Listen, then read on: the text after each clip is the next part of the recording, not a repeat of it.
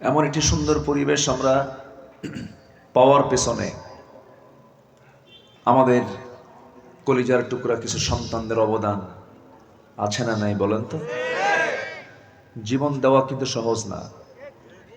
যত রক্ত লাগে দেব, প্রয়োজনে লোক পাঠাবো, আমি যাব না। এই জাতীয় লোকের সংখ্যা কম না বেশি বলেন তো? বেশি। কিন্তু এবার আমরা লক্ষ্য করেছি, জুলুম থেকে, শোষণ থেকে, নির্যাতন থেকে বাঁচার জন্য আমার আপনার সন্তানরা জীবন বাজি রেখে, জীবন যুদ্ধে নেমে স্বৈরাচার, ফ্যাসিস্ট, জালিমদের পতন ঘটিয়ে ছেড়েছিল।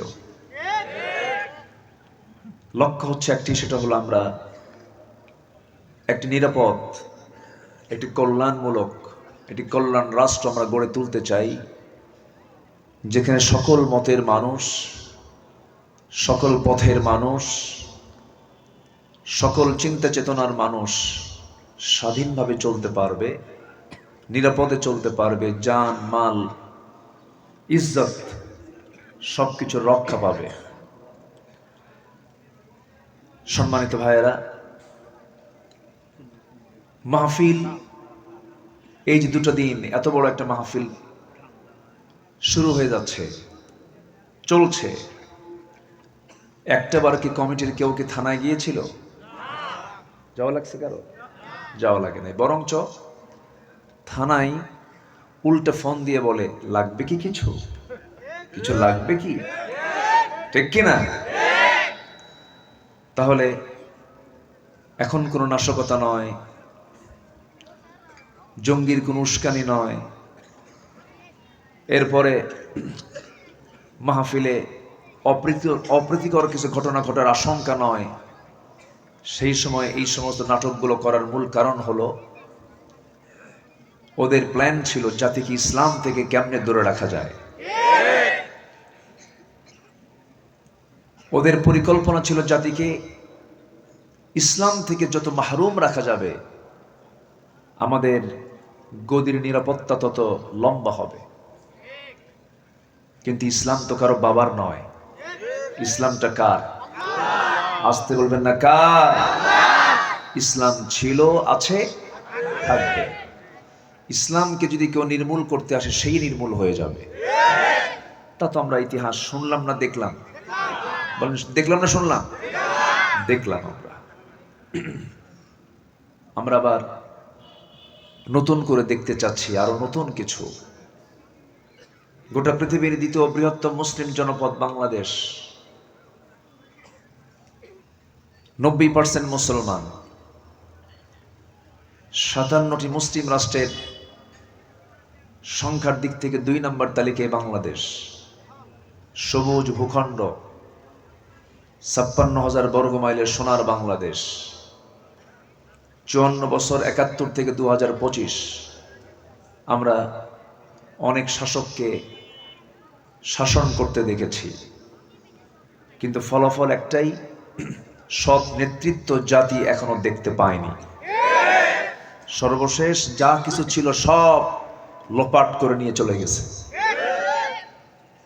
আমরা সুন্দর বাংলাদেশ যদি করতে চাই, যেমন তাফসীরকে সাজানো হয়েছে কোরআন দিয়ে, আমরা দেশকেও সাজাতে চাই কোরআন দিয়ে। আমার কথা কি কষ্ট পাচ্ছেন নাকি আপনারা? যদি বলেন এটা কি রাজনীতি নয়, যদি এরকম কেউ প্রশ্ন করে ফেলেন, হ্যাঁ, ইটস আওয়ার পলিটিক্স, এটাই আমাদের রাজনীতি। যে রাজনীতিতে ইসলাম থাকবে না, সে রাজনীতিতে সন্ত্রাস থাকবে। যে রাজনীতিতে কোরআন থাকবে না, সে রাজনীতিতে থাকবে হচ্ছে হত্যা, খুন আর মদের রাজনীতি থাকবে।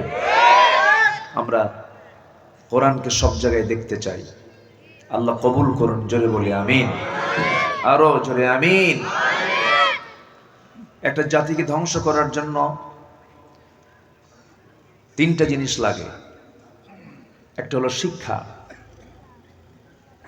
নাম্বার 2 হলো সংস্কৃতি, নাম্বার 3 হলো অর্থনীতি। আমার দেশের শিক্ষা ঠিক আছে না ধ্বংস? বলেন আছে না ধ্বংস? ধ্বংস। তার ফলাফল হলো রডের বদলে বাঁশ, আর ইনজেকশনের জায়গায় হলো অপারেশন। একটা মহিলার পেটে বাচ্চা, একটা ইনজেকশন দিলেই সন্তান ডেলিভারি হয়ে যাবে। বাচ্চা নর্মাল পজিশনই আছে, আসবে, পৃথিবীতে আসবে, কিন্তু সেখানে কি করা হলো? অপারেশন। ইনজেকশনের জায়গায় কি হলো? অপারেশন হলো। পৃথিবীতে মানুষ ছাড়া কোনো প্রাণীর কি সিজার হয়? আমার দাদি, আমার বড় দাদি, তারা যে সন্তানগুলো প্রসব করেছেন তারা কি সিজারে আসছে? তাহলে এই যে শিক্ষাকে ধ্বংস করা হয়েছে। সংস্কৃতি আমার দেশের নাই বললেই চলে, পুরোটাই বিজাতীয় সংস্কৃতি আমার দেশকে গ্রাস করে ফেলেছে। অর্থনীতি তো আমরা দেখতেই পাচ্ছি, কারো বাড়ি আর দেশে নাই, সব বেগম পাড়ায় গিয়ে বসে আছে। অতএব শুরুতেই যে কথা দিয়ে আমি শুরু করতে চাই, কোরআন দিয়ে যেমন নামাজ চলে, কোরআন দিয়ে সমাজ চলতে হবে, কোরআন দিয়ে রাষ্ট্র চলতে হবে। রাজি আছেন কারা কারা? হাত উঁচু করে দেখান মুসলমান।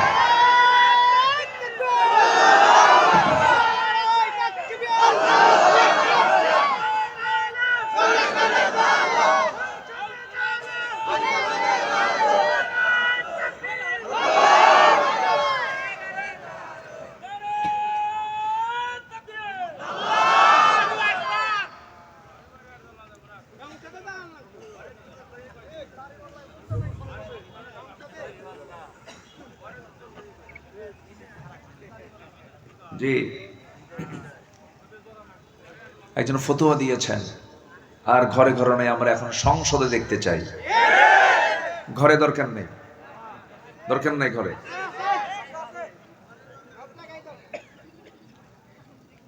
শুধু সংসদে নয়, ঘরে অনেক, ঘরে বাইরে আল কোরআনের আলো। বলেন আবার বলেন, আল কোরআনের আলো।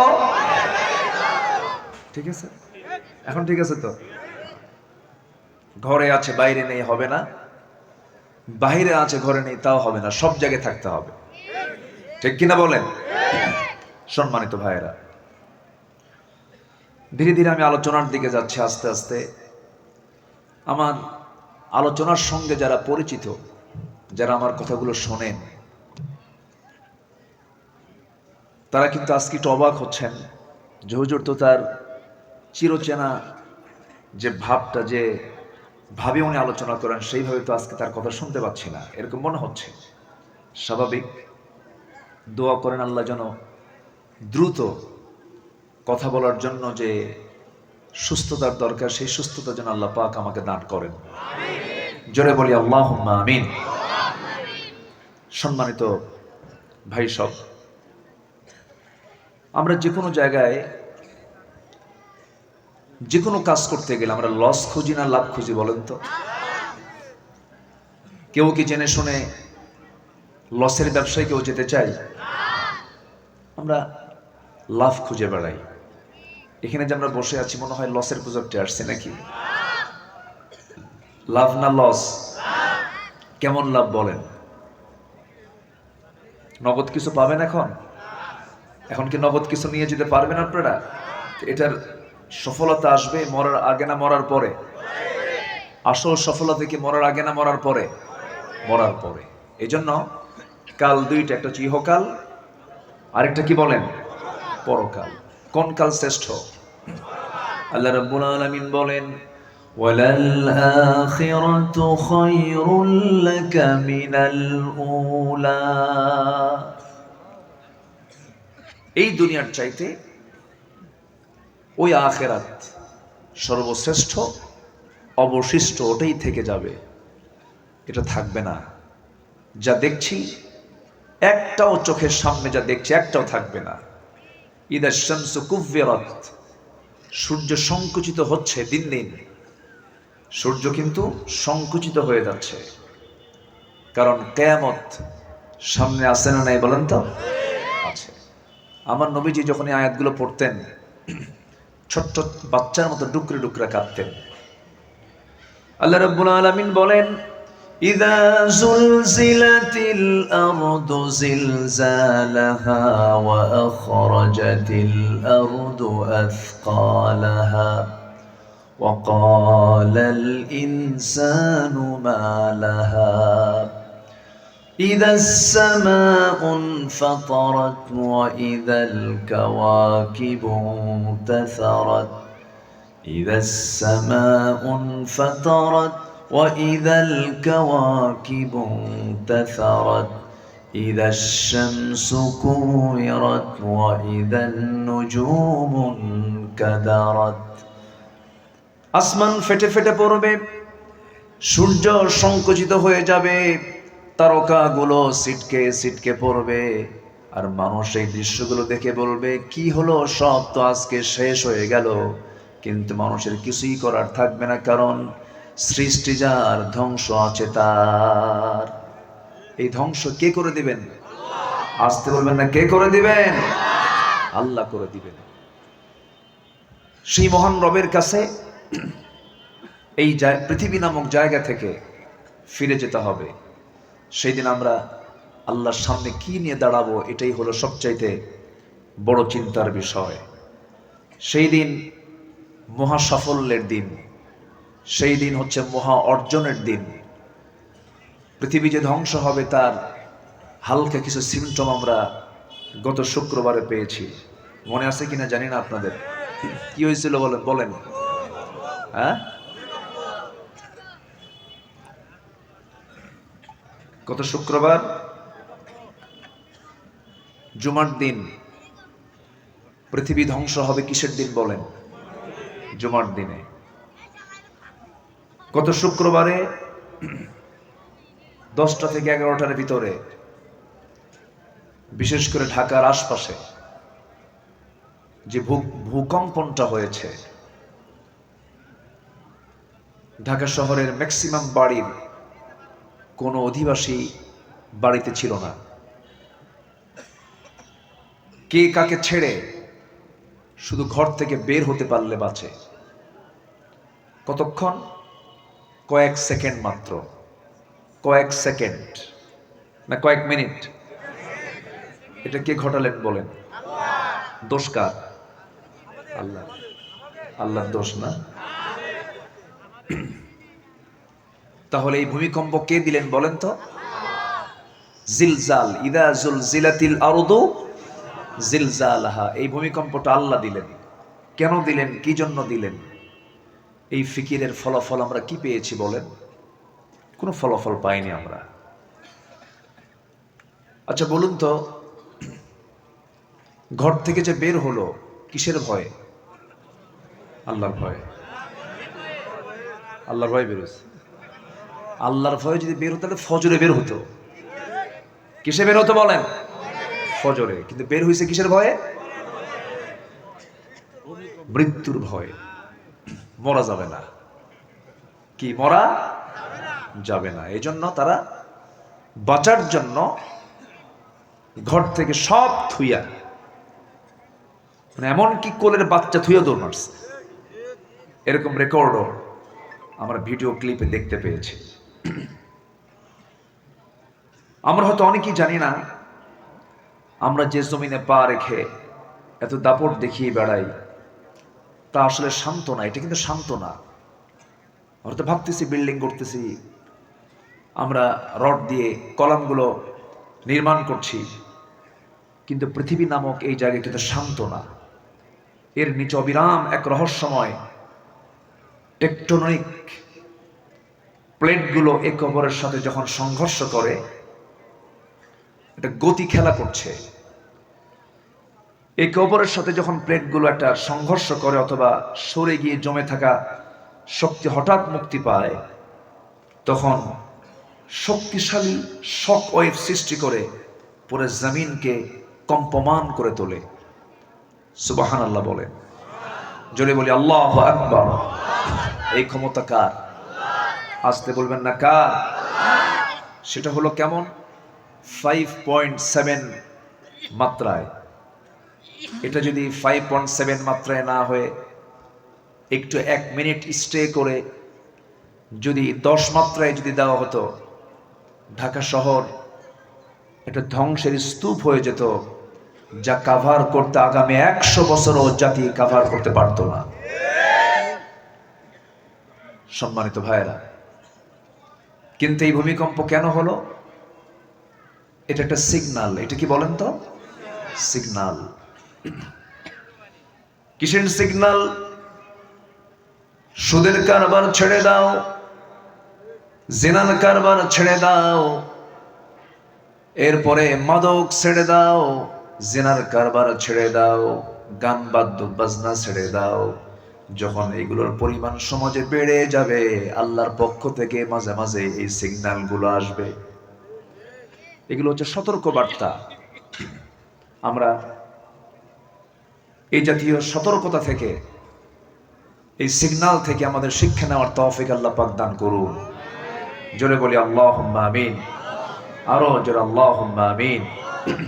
সম্মানিত ভাইয়েরা, সম্মানিত বন্ধুগণ, আমরা আখিরাতের সফলতা চাই। দুনিয়াতে সফল কাকে বলে? যে আর্থিকভাবে, সামাজিকভাবে একটু দামি মানুষ, কিছু মিল ইন্ডাস্ট্রিজ আছে, কিছু অর্থবিত্ত আছে, সে মনে হয় সফল। না, সফল সে নয়। সুখ শান্তি যদি টাকা দিয়ে হতো, এদেশের এখন টপ লিস্টের যে একজন ধনী ছিল, এখন সে জেলখানায় আছে। মাথার চুল থেকে নিয়ে পা পর্যন্ত সবই সাদা। ওরে বাপ রে বাপ। বেক্সিমকো গ্রুপের মালিক, সম্পদের পাহাড়, কিন্তু আজকে তার কোনো মূল্য আছে বলেন তো? আজকে মূল্য আছে? আল্লামা সাঈদী একটা কথা বলেছিলেন যে ওরা আমার সম্মান নিয়ে আমাকে বেইজ্জত করার যে চেষ্টা চালিয়েছে, যারা আমার সম্মান নিয়ে সিনিমিনি খেলছে, আল্লাহ তুমি তাদেরকে জাতির সামনে ল্যাংটা করে ছেড়ে দাও। ছেড়ে দেয়নি? দেয়নি কিনা বলেন? দিয়েছে। উনি বলেছিলেন, গাছের গোড়ায় নাড়া দেব, মামু বাড়ি দিল্লি গিয়ে পড়বা। কোথায় গিয়ে পড়ছে? শ্রীলঙ্কা পড়ছে, নেপাল, ভুটান, কলকাতা, রাজস্থান, চেন্নাই, আসাম, গুয়াহাটি, তারপরে পাশে ছিল হলো ত্রিপুরার কি বলে আগরতলা, বোনের বাড়ি লন্ডন, আমেরিকা বিয়ে বাড়ি, কোথাও পড়ে নাই, একদম সোজাকে দিল্লি পড়েছে। ঠিক কিনা বলেন? সম্মানিত ভাইয়েরা, ক্ষমতা, অর্থ, এগুলোই যে আপনার সফলতার চাবি তা নয়। সফল হতে হলে 9টা শর্ত আমরা পূরণ করব। জোরে বলি ইনশাআল্লাহ। আর জোরে বলি ইনশাআল্লাহ। একটু জিকির করি লা ইলাহা